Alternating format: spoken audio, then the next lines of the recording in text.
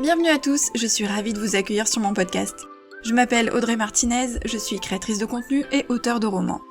Rêve d'auteur est un podcast qui est publié chaque semaine, dans lequel je livre mon expérience et mes réflexions, sans tabou et sans langue de bois.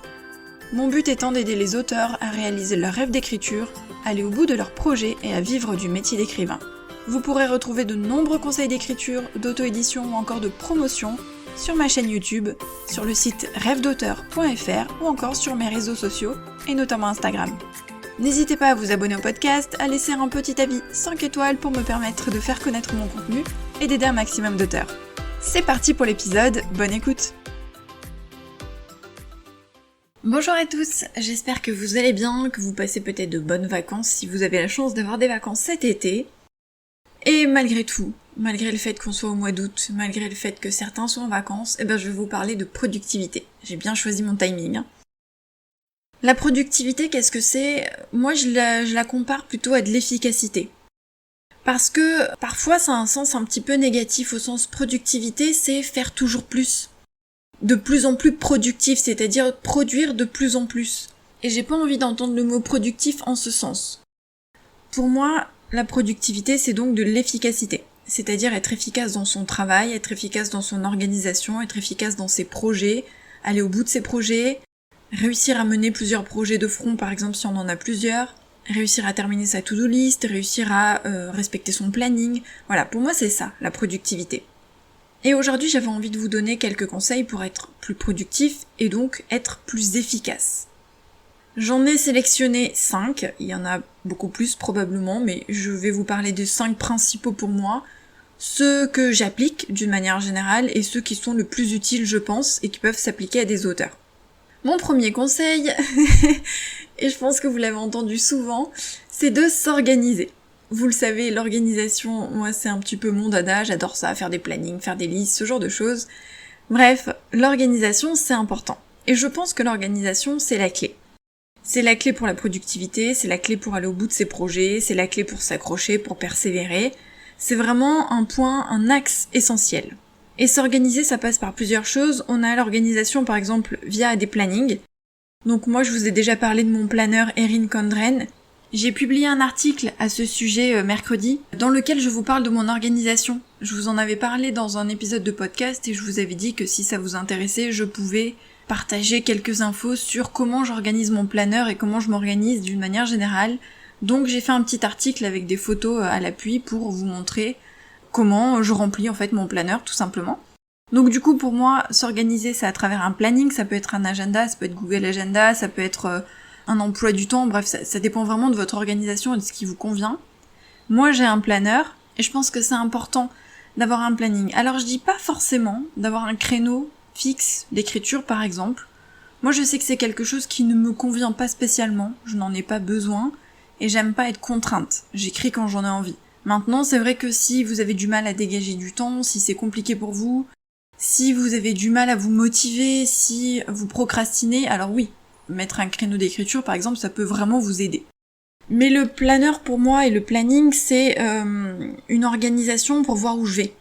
Pour voir ce que je dois faire à tel moment, chaque semaine ou chaque jour, et pour m'organiser à l'avance, pour avoir une vision d'ensemble du mois à venir, et pour pouvoir faire du batchworking, parce que quand je sais par exemple les 4 thèmes des épisodes de podcast du mois d'août ou de septembre, au moment où je les enregistre, je vais les faire à la suite, et ça me permet d'avoir une vision d'ensemble du mois, et surtout de travailler efficacement en enregistrant les épisodes à la suite.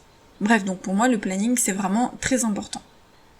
Ensuite, s'organiser, c'est aussi à travers des projets, voire des deadlines. Des projets, ça veut dire qu'il faut savoir gérer ses projets. Il ne faut pas avoir trop de projets en même temps, parce que c'est le meilleur moyen pour ne pas les terminer, ou alors avancer vraiment au ralenti, ou se noyer au milieu de tout ce qu'on a à faire. Donc c'est bien choisir ses projets et avoir des projets clairs, et puis avoir des deadlines, parce que j'ai remarqué, et c'est d'autant plus vrai maintenant que je travaille à la maison, c'était un peu moins le cas avant, puisque comme je travaillais en parallèle, tout le temps disponible que j'avais, je l'impliquais dans mon activité d'auteur et de créatrice de contenu, mais j'avançais et j'avais pas vraiment besoin de deadline parce que j'arrivais à travailler sans vraiment avoir besoin de date limite. Maintenant que je travaille à la maison, c'est différent parce que du coup, Alors je procrastine pas, mais je prends beaucoup plus de temps que ce qui devrait se faire normalement.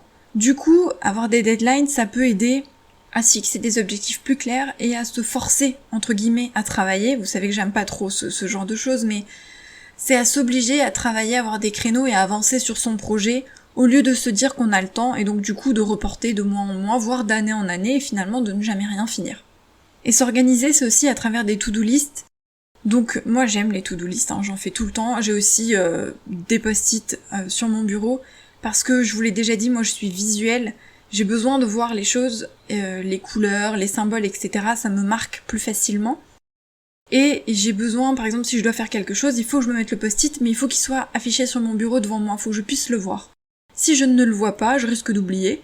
Et pour certaines choses, ça suffit pas de le noter par exemple dans un agenda ou dans un carnet, etc. Il faut vraiment que je l'ai sous les yeux pour ne pas oublier. Donc avoir des to-do list pour moi c'est important, ou des post-it. Et je me fais des to-do list à la semaine. Donc il y a des gens qui font des to-do list à la journée. Moi je me suis rendu compte qu'en travaillant à la maison, avoir des to-do list à la journée ça me convient pas du tout. Donc je préfère faire des to-do list à la semaine, je me fais une liste de tout ce que je dois faire dans la semaine, et ensuite dans la semaine je pioche, en fonction de ce qui est plus urgent ou non, et je réalise les tâches au cours de la semaine. Le but c'est qu'à la fin de la semaine, la to-do list soit bouclée.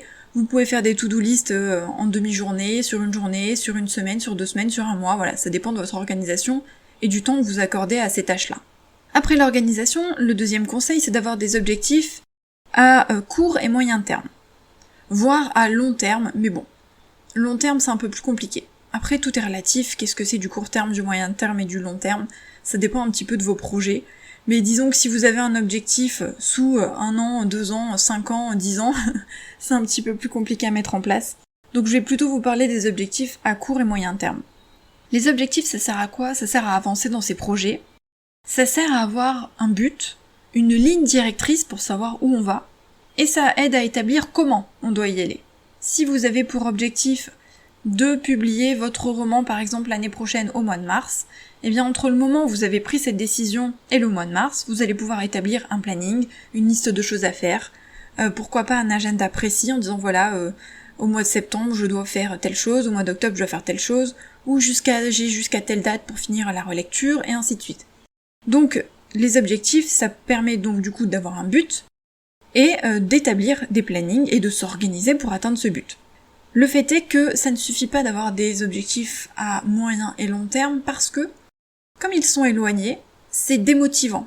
C'est motivant au début parce qu'on se dit on a un objectif, on a un but, on est content, mais plus le temps passe et plus on a des baisses de motivation, on procrastine, il y a d'autres éléments qui viennent se mettre au milieu, peut-être d'autres activités, et donc du coup on a tendance à s'essouffler un petit peu, à plus voir le bout en fait, à plus vraiment se rendre compte de ses avancées, voire on n'avance plus du tout, et on a l'impression que ce but s'éloigne finalement. C'est pour ça qu'il faut des objectifs à court terme. Vous pouvez avoir un objectif à moyen ou long terme, je reprends mon exemple de l'année prochaine au mois de mars, je veux publier mon roman. Ça c'est votre objectif, on va dire à moyen terme.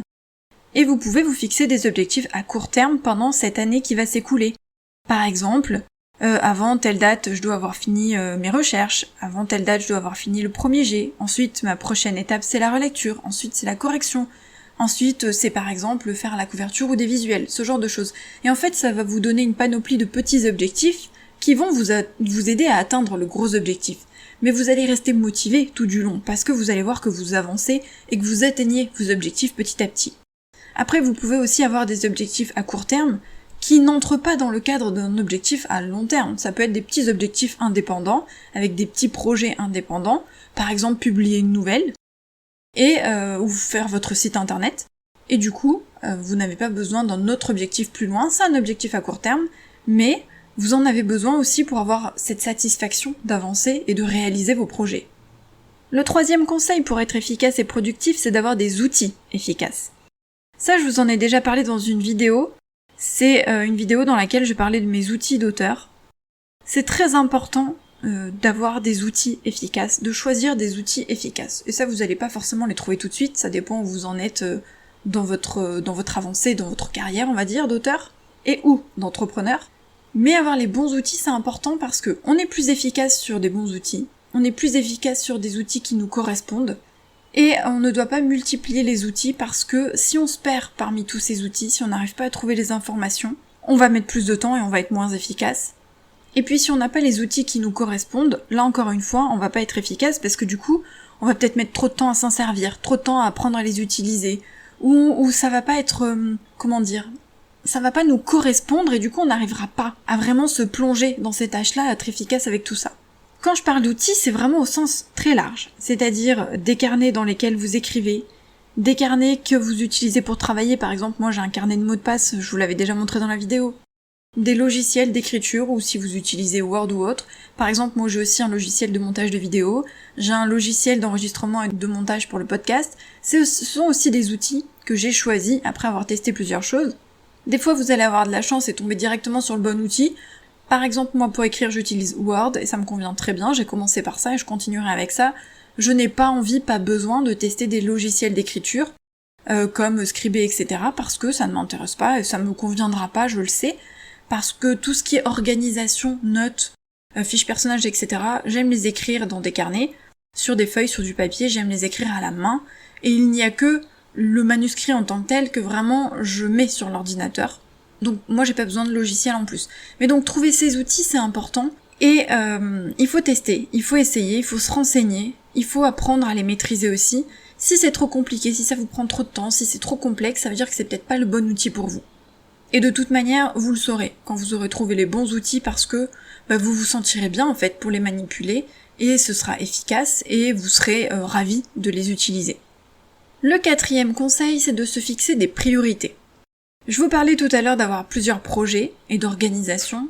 C'est un peu le même ordre d'idée, c'est que parfois on veut faire trop de choses en même temps. Parfois on peut avoir plein de projets en même temps, pas forcément des projets dans le même domaine, vous pouvez avoir envie d'écrire un roman, à côté de participer à un recueil de nouvelles, à côté créer votre site internet, à côté lancer une chaîne YouTube, voilà, ce sont des projets différents, mais ce sont des projets quand même. Et il peut aussi y avoir des projets identiques au sens où par exemple vous avez envie de travailler sur 3 romans différents en même temps.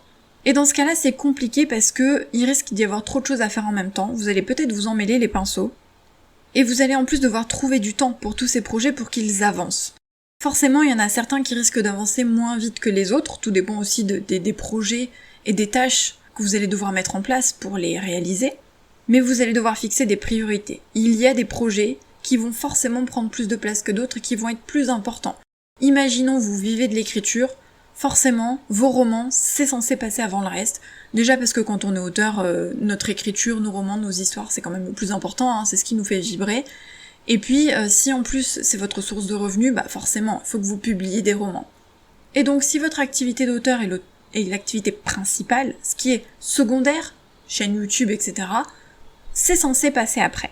À l'inverse, si votre kiff, c'est d'aider les autres auteurs, de faire des formations, de faire du mentorat, des choses comme ça, alors votre activité, par exemple, de chaîne YouTube, de créer des formations, d'avoir un site internet, d'avoir un podcast, etc., passera peut-être avant l'écriture parce que vous avez donné la priorité à votre activité de coach, formateur, etc. Mais c'est à vous de prioriser et de fixer vos priorités. Quelle est l'activité principale? Quel est le projet le plus important? Celui pour lequel vous allez devoir donner plus de temps, celui dans lequel vous allez devoir plus vous investir, parce que si vous n'arrivez pas à prioriser, à fixer des priorités, vous allez vous noyer, tout faire en même temps, peut-être même mal le faire, et puis finalement perdre du temps et faire rallonger les projets, parce que si on travaille sur 3 projets en même temps, forcément ça va prendre plus de temps que si on en fait un, parce que tout le temps qu'on a de libre, on va l'investir dans 3 projets différents au lieu de l'investir dans un. C'est pour ça qu'il faut se poser les bonnes questions et se fixer des priorités. 5e et dernier conseil, et ça je vous en parle souvent, c'est de développer son mindset positif, c'est-à-dire développer un état d'esprit positif, développer son mindset d'auteur. Pourquoi c'est très important pour moi? Je pense que c'est un aspect qui est vraiment négligé. Ça rejoint le développement personnel, mais là je parle vraiment du développement personnel en tant qu'auteur. Parce que c'est une activité difficile. C'est une activité difficile, même si on aime écrire, il faut pas croire que c'est facile et qu'il suffit d'écrire et puis on publie des romans et puis c'est tout. Non, c'est une activité difficile, on doute énormément, beaucoup, tout le temps. On va aussi recevoir beaucoup de critiques, de jugements, d'avis négatifs, de critiques négatives, de commentaires négatifs sur ces romans. On va avoir des coups de mou, des baisses de morale, des moments où on va se demander s'il faut tout abandonner ou continuer, si ça vaut le coup de continuer, si ce livre va marcher, si la couverture est la bonne, etc. Il va falloir surmonter les échecs, les moments plus difficiles, surmonter la page blanche, les moments de blocage, les livres qui marchent moins bien. On va avoir des moments de perte de motivation. Et donc, malgré tout ça, il va falloir persévérer. En tout cas, si être auteur c'est une activité qui vraiment, à la base, vous rend heureux, vous plaît, que vous aimez écrire des histoires, il va falloir quand même persévérer malgré tous ces moments difficiles. Et donc, pour cela, il faut avoir un esprit positif et un esprit fort.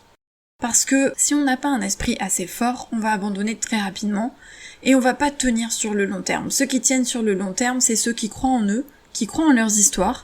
Ça veut pas dire qu'ils ne sont pas humbles et qu'ils se pensent qu'ils sont arrogants, vous savez, qu'ils pensent qu'ils sont mieux que tous les autres ou que leurs romans vont forcément marcher. Pas du tout. C'est qu'ils se disent que l'écriture est tellement importante pour eux que malgré toutes les embûches et malgré tout ce qui va se passer, ils vont s'accrocher parce qu'ils aiment ça et parce que c'est essentiel à leur vie. Donc, pour pouvoir s'accrocher, il faut avoir un esprit positif, se dire que malgré tout, c'est le plaisir d'écrire qui prime sur tout le reste, avoir envie de se former et de s'améliorer aussi, s'accrocher même dans les moments difficiles, se raccrocher à tout ce qui est positif, par exemple les commentaires positifs, etc., à ses réussites quand on a déjà publié des romans, et donc savoir rebondir malgré tout ça et continuer d'avancer, même quand c'est plus compliqué. Et c'est pour ça que c'est important d'avoir un esprit positif, parce que ça permet de surmonter tous ces moments de doute, ça permet de rester auteur pendant un long moment, voire plusieurs dizaines d'années. Si je devais récapituler du coup mes 5 conseils pour être efficace et productif, c'est 1. S'organiser, 2. Avoir des objectifs à court terme, 3. Avoir des outils efficaces, 4. Se fixer des priorités, et 5. Développer un état d'esprit positif. Voilà, j'espère que ces 5 conseils vous aideront. N'hésitez pas à me poser des questions sur le compte Instagram rêve.d'auteur, et nous on se retrouve vendredi prochain pour un nouvel épisode. Bye!